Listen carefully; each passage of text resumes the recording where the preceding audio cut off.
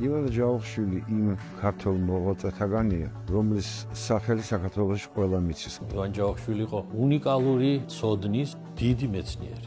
ივანე ჯავახიშვილი სრულად სხვა ფურცელია, სხვა სიტყვა ქართულ ისტორიოგრაფიაში.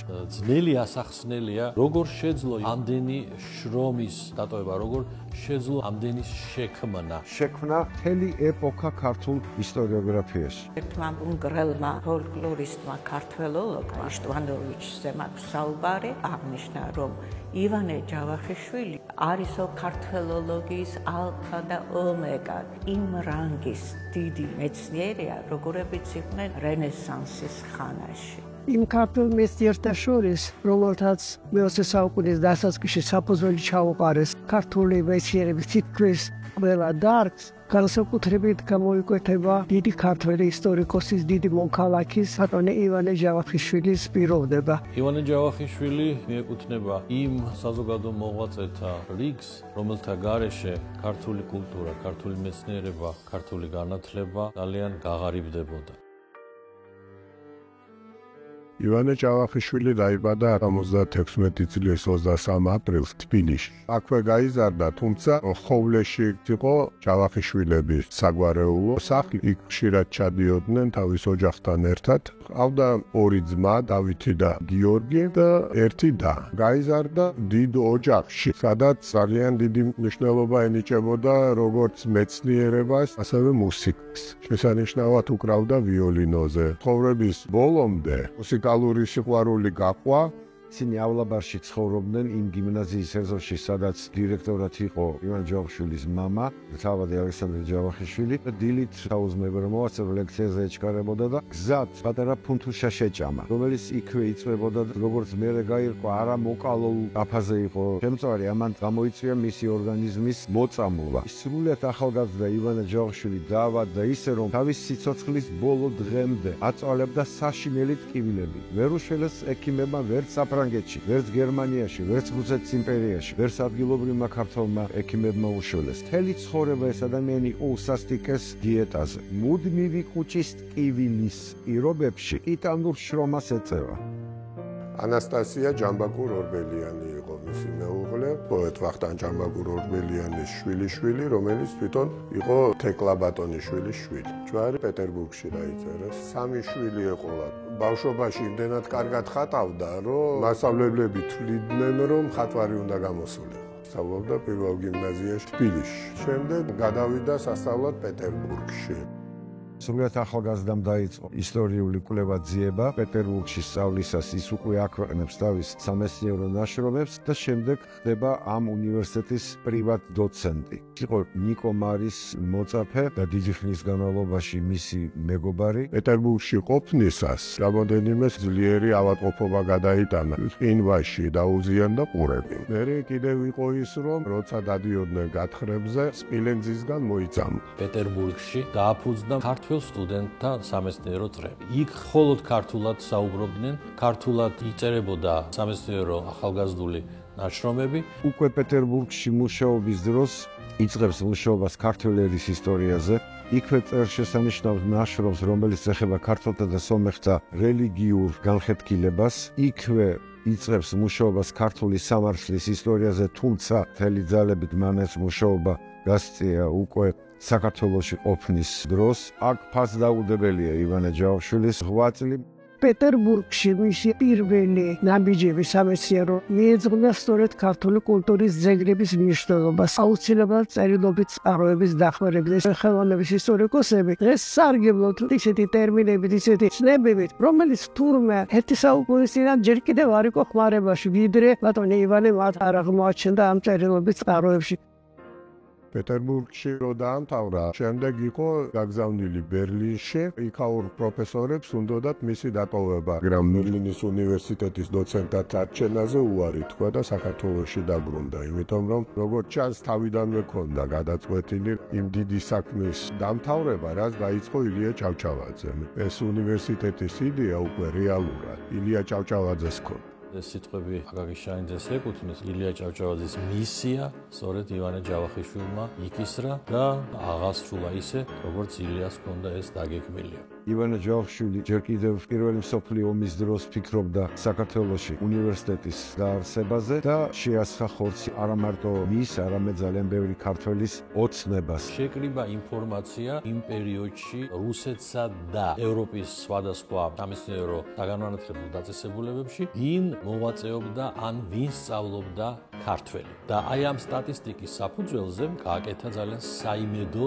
დასკვნა, რომ ჩვენ გქონდა იმის ინტელექტუალური შესაძლებლობა, რომ საქართველოში უნივერსიტეტი დაფუძნებულიყო. წინააღმდეგი იყო რასაკვირველია რუსეთის იმპერია, რომლისთვისაც ქართული უნივერსიტეტის დაფუძნება რუსიფიკატორული პოლიტიკისათვის სრულად მიუღებელი იყო. მაგრამ წინააღმდეგი იყვნენ ქართველებიც. ისინი ამბობდნენ, რომ საქართველოს ახლა სჭირდება ექიმი, პედაგოგი, ინჟინერი, სპეციალისტი. ამიტომ უნივერსიტეტის ნაცვლად სჯობს დავაარსოთ ინსტიტუტებიო. მაგრამ ივანე ჯავახიშვილი დიდი პოლიტიკოსი იყო, ამბობდა, თუ კი ერს პრეტენზია აქვს თავისუფლებისა და დამოუკიდებლობისაკენ, მას უნდა ჰქონდეს ეროვნული მეცნიერება. ეროვნული მეცნიერება შეუძლებელია ეროვნული უნივერსიტეტის გარეშე. მოხსენება წაიკითხა, თუ რატომ იყო აუცილებელი საქართველოში უნივერსიტეტის დაარსება. ქართველობამ მხარი დაუჭირა. 1918 წელს საქართველოს სახელმწიფოებრივი დამოუკიდებლობის აღდგენის წინა თვეებში მოხდა თბილისის სახელმწიფო უნივერსიტეტის დაარსება ივანე ჯავახიშვილის ინიციატივით, მისი უშუალო ხელმძღვანელობით. მას რასაკვირველია ვერ შეედგნენ ის ადამიანები, რომელთაც ჩვენ დღეს უწოდებთ უნივერსიტეტის დამაარსებლებს. ეს იყო უდიდესი დღესასწაული, დიდი ზეიმი ქართველი საზოგადოებრივისა. საინტერესოა ის, რომ ეს შენობა აშენდა მხოლოდ კერძო შემოწირულობებით. ხალხმა მართლა თავისი ძვირფასი ნივთები გაყიდა, სახლები დააგირავა, იმისათვის რომ ეს შენობა აშენებულიყო. სხვადასხვა ივანე ჯავახიშვილი ძალიან თავმდაბალი ადამიანი იყო ამავე დროს. ყველა ერთხმად ამბობდა, რომ ივანე ჯავახიშვილი უნდა გახდეს პირველი რექტორი მის მიერ დაარსებული უნივერსიტეტისა, მაგრამ მან კატეგორიული უარი განაცხადა. შეგვდებოდა ისეთი ადამიანი, რომელსაც დიდი სახელი ექნებოდა სამეცნიერო სამყაროში. და პირველ რექტორად აირჩიეს იმ დროისის უკვე მთელს რუსეთის იმპერიაში და ევროპაში სახელგანთქმული ფიზიკური ქიმიის ერთ-ერთი ფუძემდებელი პროფესორი პეტრე მელიქიშვილი. უნივერსიტეტის პირველმა რექტორმა პეტრე მელიქიშვილმა ასე ახსენა ბატონი ივანეს წვლილი უნივერსიტეტის შექმნაში. ივანე ჯავახიშვილი ბრძანდება ერთადერთი დამაარსებელი, სულისშამდგმელი და ერთადერთი რაინდი ჩვენი უნივერსიტეტისა. ამას ვერავინ ვერ შეიზიარება. ერთი წლის შემდეგ გადადგა რექტორობიდან და ბუნებრივია რომ რექტორი გახდა სიბრძის მეტყველების ფაკულტეტის დეკანი ივანე ჯავახიშვილი. ივანე ჯავახიშვილის შექმნილმა უნივერსიტეტმა შექმნა ფაქტობრივად მე-20 საუკუნის ქართული მეცნიერება და განათლება. ივანე ჯავახიშვილი დიმიტრი შევარდნაძეს აძლევს ძალიან მნიშვნელოვან დაკვეთას. თბილისის სახელმწიფო უნივერსიტეტისთვის შეასრულოს გერბი, ბეჭედი უნივერსიტეტის შენობაში, ხელოვნებათმცოდნეობის კაბინეტი და ძველი ქართული ხელოვნების მუზეუმი მოაწყო. ივანე ჯავახიშვილი უდგას სათავეში ქართულ უნივერსიტეტს 1926 წლამდე, სანამდე საბჭოთა ხელისუფლება არ აიძულებს მას, რომ დატოვოს მის მიერ შექმნილი უაღლესი განათლების ერა. წითელი ტერორი მძვინვარებდა. მას დევლიდნენ უნივერსიტეტიდან გააგდეს. ამ სიტყვის პირდაპირ მნიშვნელობით კომუჯრედის წარმომადგენლებამდე იმის შემდეგ თბილისის უნივერსიტეტში 32 წლამდე ლექციებს აღარ კითხულობდა. შემდეგ დაიწყო მისი თითქოს მეცნიერული, არამარქსისტული, ბურჟუაზიული ისტორიოგრაფიის კრიტიკა და ამას სათავეში ედგა იმდროინდელი ხელმძღვანელობა უნივერსიტეტისა. სასტიკად ებრძვიან ივანე ჯავახიშვილს საბჭოთა ხელისუფლება და საბჭოთა პროფესურა. ის გარიყულია საზოგადოებიდან, მას უჭირს გამოჩენა ხალხში და ამბობდა ხოლმე, რომ მე თავად ვერიდები საზოგადოებაში მოსვლას, რომ უხერხულ მდგომარეობაში არ ჩავაგდო ადამიანებიო. მაგრამ შემდეგ შეიცვალა დამოკიდებულება ჯავახიშვილისადმი და 1938 წელს ის აირჩიეს საქართველოს უმაღლესი საბჭოს დეპუტატად, შემდეგ საკავშირო მეცნიერებათა აკადემიის ნამდვილ წევრად, აკადემიკოსად. მისი მოღვაწეობა არ შემოიფარგლება მხოლოდ თბილისის უნივერსიტეტის დაარსებით. ივანე ჯავახიშვილი ძალიან აქტიურად აქტიურად იყო ჩართული საისტორიო და საეთნოგრაფიო საზოგადოების მუშაობაში. მარტო ჩამოთვლა კი იმ ქართოლოგიური მეცნიერებების, რომელთაც 8 წელი დაძდო ბატონმა ივანემ, საკმარისია რომ წარმოვიდგინოთ გრანდიოზულობა მისი მოღვაწეობის. ქართველი ეთნოგენეზისის საკითხი, წყარეთმცოდნეობა, ეს იყო ისტორიული გეოგრაფია, ეს იყო ეთნოგრაფია. ის არის დიდი ფილოლოგი, ის არის დიდი სამართალმცოდნე, ის არის დიდი ლინგვისტი, ის არის დიდი მუსიკათმცოდნე. ძალიან ხშირად თბილისში ყოფნის დროს საჯარო ნაშრომების პრაქტიკულად აპრობაცია ხდებოდა საეთნოგრაფიო საზოგადოების წვდომებზე. საქართველოში დაბრუნების შემდეგ ძალიან მჭიდროდ უკავშირდება ენათმეცნიერებას და თავის აზრს გამოთქვავს ქართველური და ქართული ენის წარმოშობაზე, ბუნებაზე, ამ ენისა მის კავშირზე ინდოევროპულთან იქნება თუ კავკასიურ ენებთან. ქართული მუსიკის ისტორიასაც აქვეყნებს და თავის დროზე ამ ნაშრომმა მართლა ფასდაუდებელი მაგი დაძდო ყველა იმ მუსიკათმცოდნეს, რომელიც მომავალში აპირებდა მუშაობას, ამუშაობდა ქართული მუსიკის ისტორიაზე. როცა დევნაში იყო ერთ-ერთი იშვიათი ნეგოართაგანი, რომელიც რეგულარულად მოდიოდა და მასთან ლაპარაკობდა, ეს იყო პალიაშვილი. დიდ კომპოზიტორსა და დიდ მეცნიერს აკავშირებდა ინტერესი ქართული ეროვნული მუსიკისადმი. როგორც ერთმა, ისე მეორე კვლევარმა დიდი კვლევები ჩაატარა საქართველოს სხვადასხვა კუთხეში ხალხური გმირი და საკრავიერი მუსიკის შესასწავლად და ძალიან საინტერესო დიდი ნაშრომია მიზღვნილი სწორედ ძველი ქართული მუსიკისადმი. ფასდაუდებელია მისი 8 წელი საგალობლების შესწავლის საქმეში.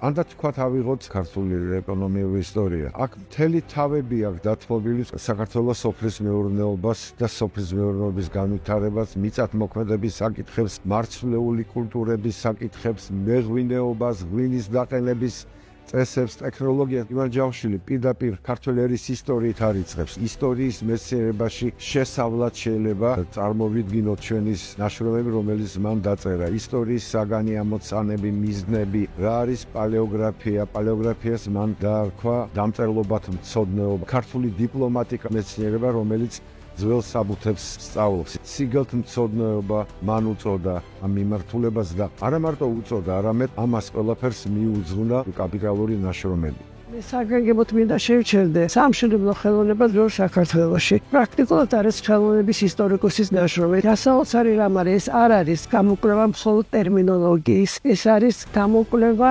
ნაგებობების, ყოველი ფორმის, ყოველი არქიტექტურული ძეგლის ცალკე თავებათაა გამოყოფილი. მას ეკუთვნის ქართული საისტორიო მწერლობა და არა მარტო ქართული საისტორიო მწერლობა, არამედ ძველი სომხური საისტორიო მწერლობა. არა მარტო ქართული არმენოლოგიის სათავეებთან დგას, არამედ როგორც თავად სომეხი მეცნიერები აღიარებენ, სომხური არმენოლოგიის სათავეებთანაც დგას. იმავდროულად ბატონი ივანე არაჩვეულებრივად მზრუნველი იყო ძეგლთა დაცვის კვლევის აუცილებლობაზე. 1916 წელს დიმიტრი შევარდნაძემ დააფუძნა ქართველ ხელოვანთა პირველი პროფესიული საზოგადოება. საპატიო თავმჯდომარე პირველსავე სხდომას დაასახელა ივანე ჯავახიშვილის კანდიდატურა, რომელიც ერთხმად იყო მიღებული.